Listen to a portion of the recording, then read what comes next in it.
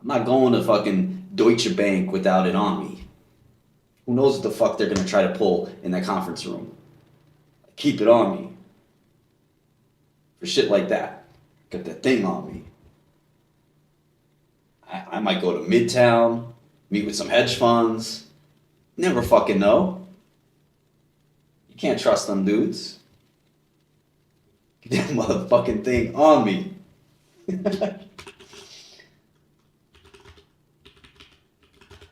12C. You heard?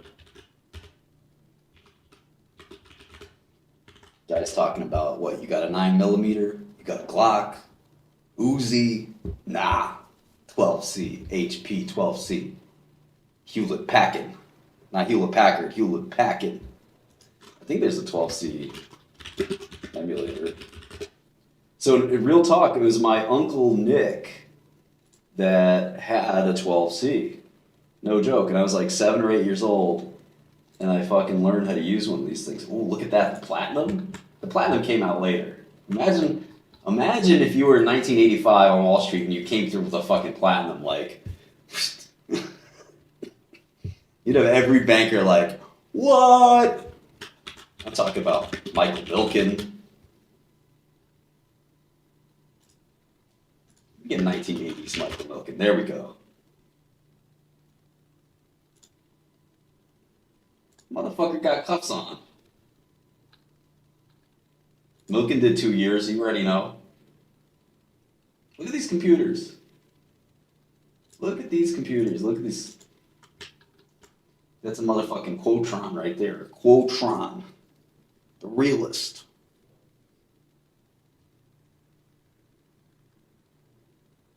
You got the switchboard. You see that? That's the switchboard right there. Every brokerage firm is dialing in. First Boston, what's up? DLJ. Drexel Burnham. And you see what Milken did. He's got the 8:30 reservation at Dorja. Of course, he's going to have the scallops. See, he was a new kind of banker in the 80s. He didn't have the suspenders. I was rocking the suspenders. Yeah, I was 6 years old, so what? You guys ever heard of the boom boom room? So what he would do is, a client would be like, listen, Michael, I need you to buy $100 million of bonds. So he'd be like, all right, hold up. Yeah, Sally, buy $5 million of bonds in my personal account. Okay, hold on. 100 million, right? Yeah, I got you. Do you need that done right away? No, I can wait a little bit. Okay, great. Okay, cool. Yeah, Sally, sell all those bonds. Thank you. Bye. Shit happens, The rules weren't that clear back then. But homie did a little time. No big deal. 2 years. He got the pardon. He got the presidential pardon. He cool.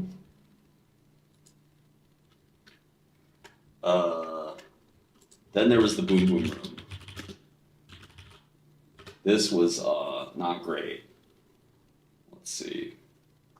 So they actually made an actual boom boom room, but this was at Solomon Brothers. And so basically,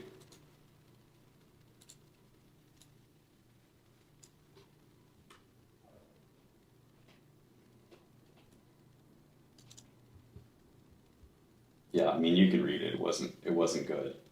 Smith Barney, Shearson Amex. Here's the lawsuit. I'll read some parts of it, I guess. I don't know.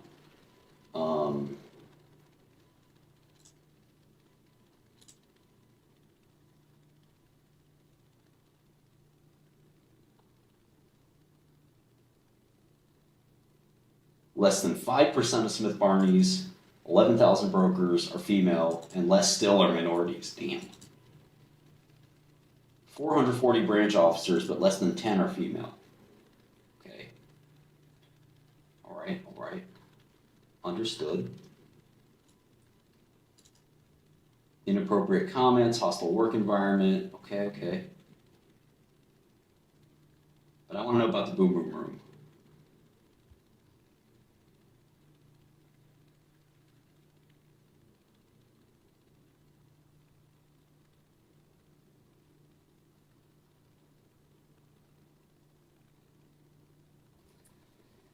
Oh, Jesus Christ, look at this one.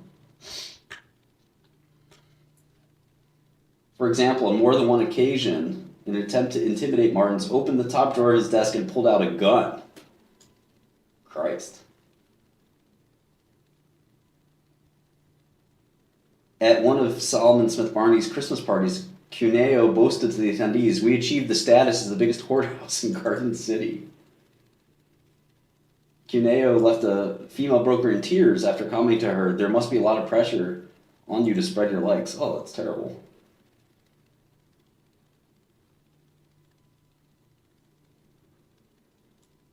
After hiring an attractive female as a trainee, Cuneo openly boasted that he had just hired a Playboy bunny.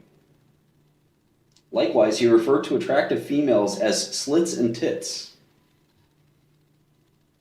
So there was a basement party room, I guess, in their office in Long Island, and that was called the Boom Boom Room. And this lawsuit, basically tore apart quite a bit of the that culture in 80s Wall Street.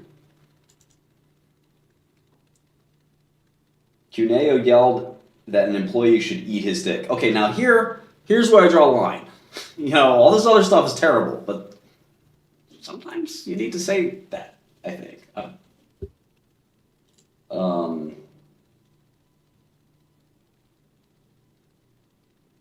Cuneo referred to a female broker as a Jewish bitch, and that she should be hit by a boss, and he will clean off the Jewish blood. Oh, jeez, this is bad. I wonder who this guy Cuneo was.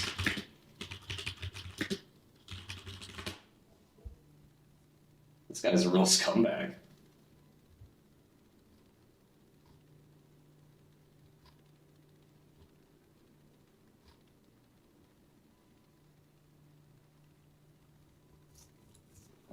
Cuneo. I guess, nobody really ever fucking heard of him, but pretty bad.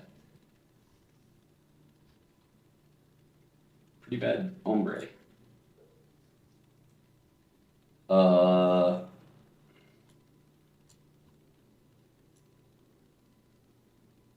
Okay, here it is. Cuneo set the tone by constructing a room in the basement of the branch office, which he named the Boom Boom Room. He decorated it in a fraternity house style, including hanging a toilet bowl from the ceiling. Served Bloody Marys to mail brokers who were summoned to the Boom Boom Room over the PA system. There they would joke amongst themselves that females who did not behave would be dealt with in the Boom Boom Room, or that sexual harassment charges would be deliberated in the Boom Boom Room. During her only visit to the Boom Boom Room, he grabbed her and kissed her on the lips. Pretty scary. So yeah, that was what Wall Street sort of looked like in the 80s. Nothing to be proud of, that's for sure.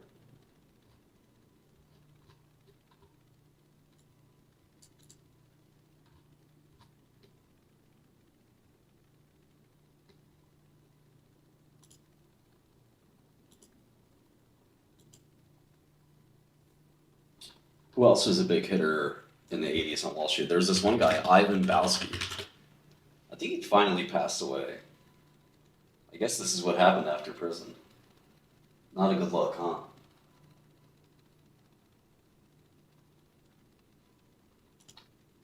Here's the 80s Balsky.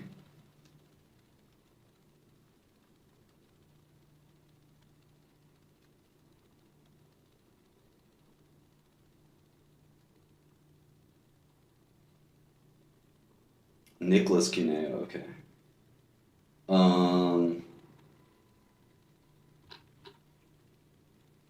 Who else was a big hitter in Wall Street in the 80s? Soros, certainly. There's a bunch of interesting people I shouldn't mention, but I guess one or two I'll mention is what was his name? John Mulheron.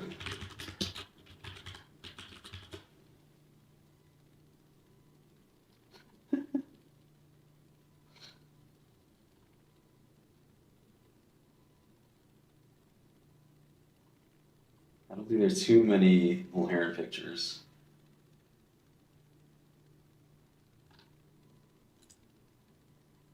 Mulheron was a big dude. There was John Merriweather. Epstein wasn't a big hitter.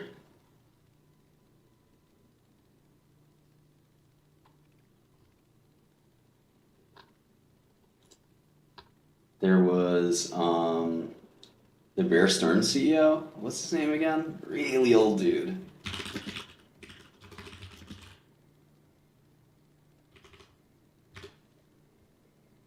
Ace Greenberg. This guy was like one of the most beloved guys on Wall Street. And he was hustling even when he was like 80.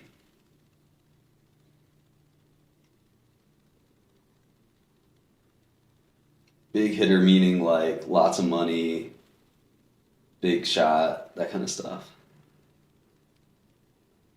Yeah, yeah. Greenberg was the man. Who else? Who else was a big hitter on Wall Street in the 80s? That was also the 90s. Junk bond era, yeah. It's kind of like Mad Men, right?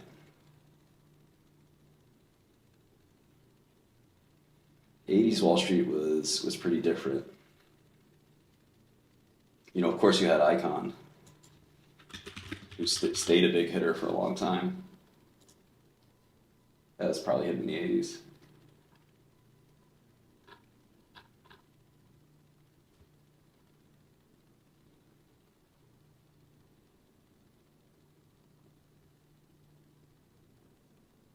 Yeah, Soros is very old, 90 years old now, right? Julian Robertson, rest in peace. Um, who else? There's a bunch of dudes from Salomon Brothers, like John Corzine and others.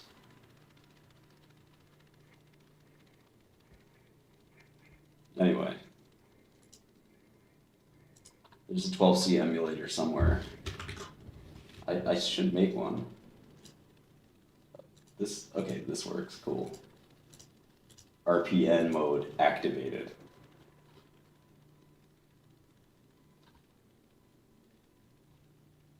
Yeah, this is dope. If you ever want to play around. No, I've never met Jim Simons. I was gonna actually sublease his office. That was gonna be pretty funny.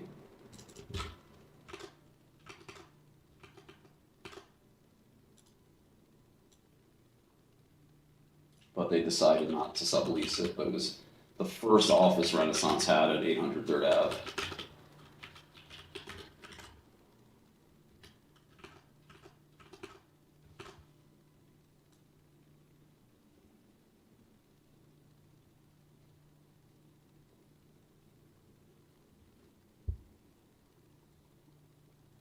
T. Boone Pickens passed away.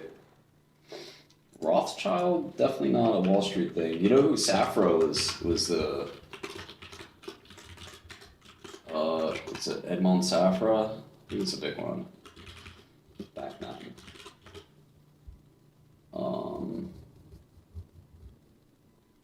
He was one of the biggest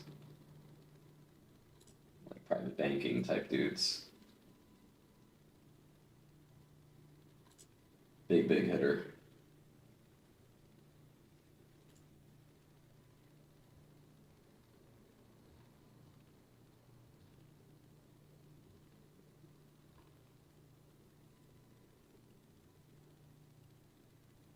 Today's biggest, I think we all know who those are. Citadel, Millennium, Two Sigma.